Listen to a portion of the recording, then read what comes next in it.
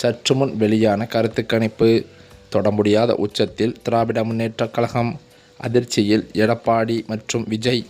2026ஆம் ஆண்டு நடைபெறவுள்ள தமிழக சட்டமன்ற தேர்தலை முன்னிட்டு தனியார் நிறுவனம் நடத்திய ஓட் வைப் என்னும் கருத்து கணிப்பு தற்போது தமிழ்நாட்டில் ஆரம்பிக்கப்பட்டுள்ளதாம்.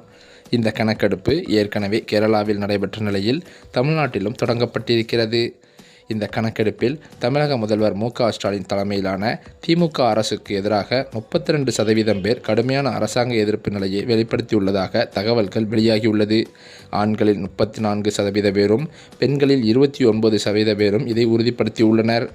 அரசுக்கு சாதகமாக செயல்படுகிறது என்று 19.9% பேர் கூறியுள்ளதாக சொல்லப்படுகிறது.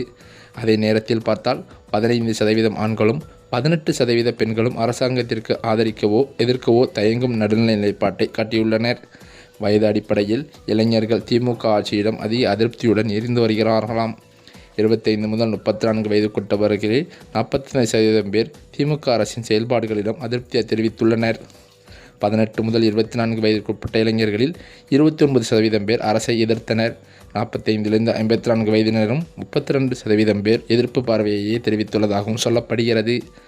அதே பிரிவுகளில் ஆளும் அரசுக்கு ஆதரவு அளித்தவர்களின் விகிதம் 12% முதல் 22% வரை குறைவாகவே இருக்கிறதாம்.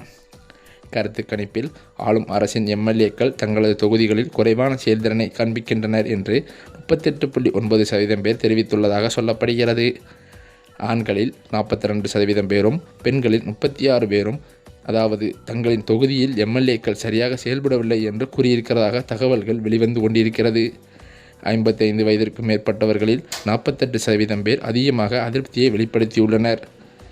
வரவிருக்கும் தேர்தலில் அதிமுக பாஜக கூட்டணிக்கான மக்கள் ஆதரவு இந்த சர்வே பதிவு செய்திருக்கிறது. 38% பெண்களும் 45% ஆண்களும் இந்த கூட்டணி ஒரு நல்ல யோசனை என்று கருதுகின்றனர்.